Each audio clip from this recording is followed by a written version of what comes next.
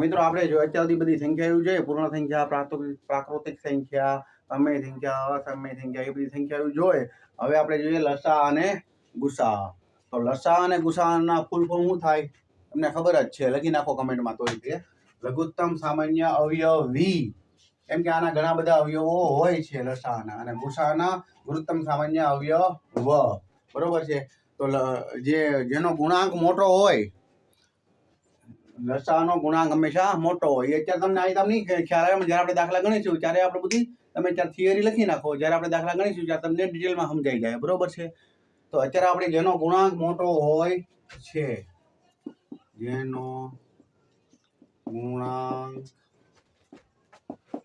મોટો હોય છે, જેનો આપણે લસા કાઢવાનો હોય, એ સંખ્યાઓનો ગુણાંક જે હોય એ મોટો હોય, વધારે થાય.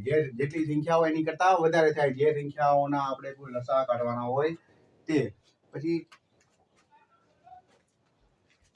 લસામાં શું આવે તો કે બધા જ અવયવ, જેટલા આપણે અવયવ હોય, બધા જ અવયવ લેવાના હોય છે, અને જે મોટી ઘાત હોય ઈ લેવાની હોય છે,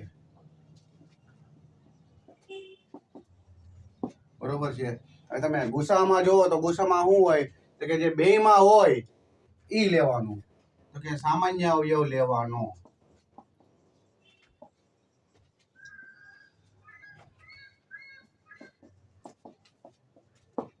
અને બીજું શું તો કે નાની, આમાં કઈ મોટી ઘાત લેવાની, તો આમાં નાની ઘાત લેવાની.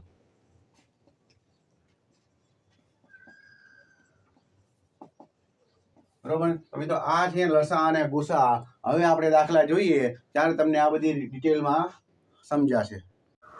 મિત્રો આપણે લસા અને ગુસા શોધતા પહેલા આપણને અવિભાજ્ય સંખ્યાઓ ખબર હોવી જોઈએ.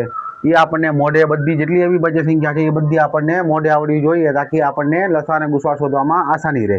તો એના પહેલા આપણે જોઈએ તો અવિભાજ્ય સંખ્યાઓ 1 થી 100 સુધીના અંકોમાં ટોટલ કેટલી અવિભાજ્ય સંખ્યા આવે, કમેન્ટમાં લખી નાખો જેટલી આવે એટલી બધી. અહીંયા તો લખેલી જ છે, તમારે સ્ક્રીનશોટ લેવી તો સ્ક્રીનશોટ લઈ લેજો. 1 થી 100 સુધીમાં ટોટલ 25 સંખ્યા અવિભાજ્ય છે. 2 3 5 7 11 13 17 19 23 29 રીતના તમને આખી મોઢે કગાટ હોવી જોઈએ, તો લસા અને ગુસા શોધવામાં આપણને આસાની રહે. તો જે સંખ્યાને માત્ર 2 અવયવ મળે તેને અવિભાજ્ય સંખ્યા કહેવાય. તો 2 અવયવ એટલે કે એક તો એનાથી જ ગુણા થાય. 19 એકા 19, 19 ને તમે બીજા કોઈ ઘડિયામાં આવે નહીં, બરોબર છે. તો આ જેટલી 25 સંખ્યાઓ છે કોઈ પણ બીજા ઘડિયામાં આવતી નથી. એટલે હું કીધું છે કે ભાઈ જે સંખ્યાને માત્ર 2 જ અવયવ મળે, એક તો એક દ્વારા ગુણાકાર થવાનો જ છે, અને એક જે પોતાના સંખ્યા દ્વારા, તો જે સંખ્યાને માત્ર 2 અવયવ મળે તેને અવિભાજ્ય સંખ્યા કહેવાય છે.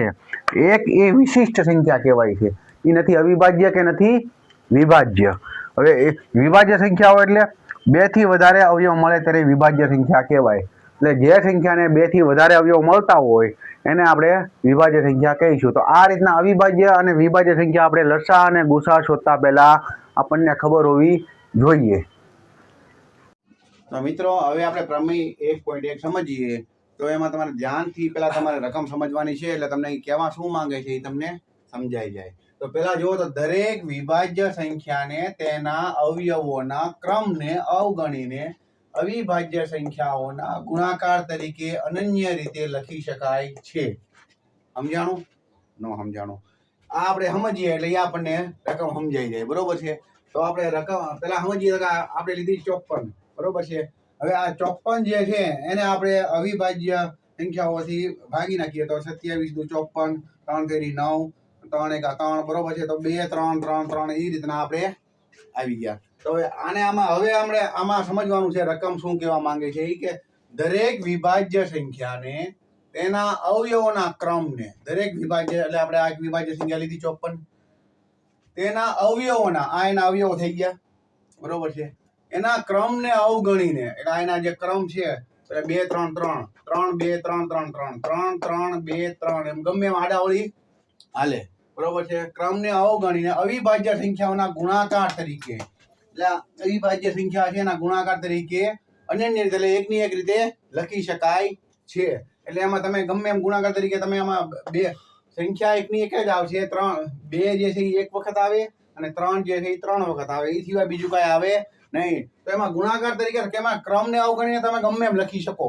3 3 2 3 ગમે એ રીતના તમે લખી શકો. આમ બી લખી શકો 3 × 3 એને ગુણા 2.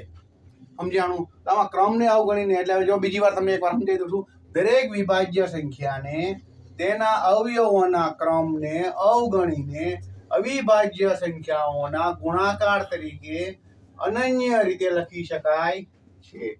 અનન્ય રીતે એટલે એમાં એકની એક જ સંખ્યા આવે. એમાં બીજું કઈ 3 છે એ 3 વખત ને 2 છે એક વખત, એની સિવાય બીજું કઈ આવે નહીં. પણ આમાં તમે વચ્ચે ગમે ત્યાં 2 ને એડ કરી શકો છો. બરોબર છે? એમાં બીજું સમજાણું?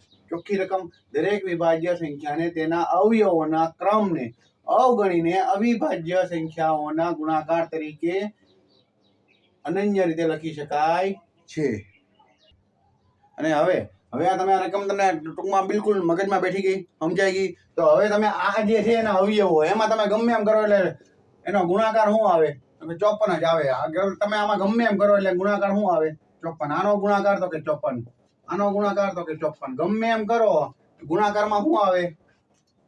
તો કે 54 જ આવે. એના બીજું કાંઈ આવે નહીં. તો આમાં દરેક વિભાજ્ય સંખ્યાને તેના અવયવોના ક્રમને અવગણીને અવિભાજ્ય સંખ્યાઓના ગુણાકાર તરીકે અનન્ય રીતે લખી શકાય છે. ઓકે, હવે તમને જો આ વિડીયો ગમ્યો હોય અને લાઈક કર્યો હોય તો તમારે તમારા મિત્રોને શેર કરો અને ચેનલને સબસ્ક્રાઇબ કરો તો બીજો વિડીયો તરત તમને મળી જાય. હવે મિત્રો આપણે ઉદાહરણ 3 જોઈએ. તો ઉદાહરણ 3 શું છે કે 96 અને 404 નો ગુસા અવિભાજ્ય અવયવની રીતે મેળવો અને તે પરથી લસા શોધો. તો આપણે સૌથી પહેલા શું કરવાનું છે તો કે 96 અને 404 નો ગુસા અવિભાજ્ય અવયવની રીતે મેળવવાનો છે. બરોબર છે? તો આપણે 96 અને 404 નો પેલા ગુસા લઈએ. તો હવે આપણે 96 ને આપણે ભાગીએ તો 48 દુ 96, 24 દુ 48, 12 દુ 24, 6 દુ 12, 3 દુ 6, 3 એકા 3.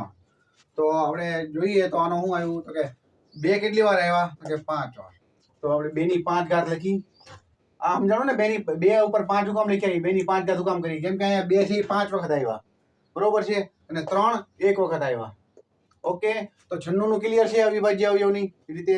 તો 2 ની 5 ઘાત અને 3 ની 1 ઘાત. હવે 404 જોઈએ તો 404 એને આપણે ભાંગીએ 2 વડે તો 202 દુ 404, 101 દુ 202, 101 એકા 101, 101 ના ભાગ પડે નહીં. એટલે આપણે જો અહીંયા 2 ની 2 ઘાત શું કામ કરી તો કે 2 વાર છે, 101 એક વખત છે. તો હવે એટલું ક્લિયર થઈ ગયું.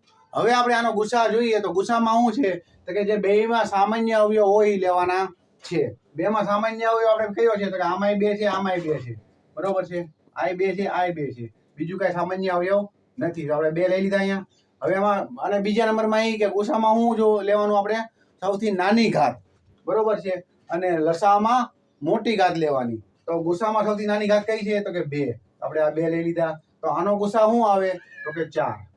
તો હવે આમાં જોઈ લીધું આપણે 96 અને 404 નો ગુસા અવિભાજ્ય અવયવની રીતે મેળવો. આપણે જે ગુસા મેળવી લીધો અને તેના પરથી લસા શોધો. હવે એના પરથી આપણે લસા શોધીએ એમાં શું કરવાનું તો કે 96 × 404 એને ભાગ્યા 4. એના પરથી આપણે લસા શોધવાનો છે ને.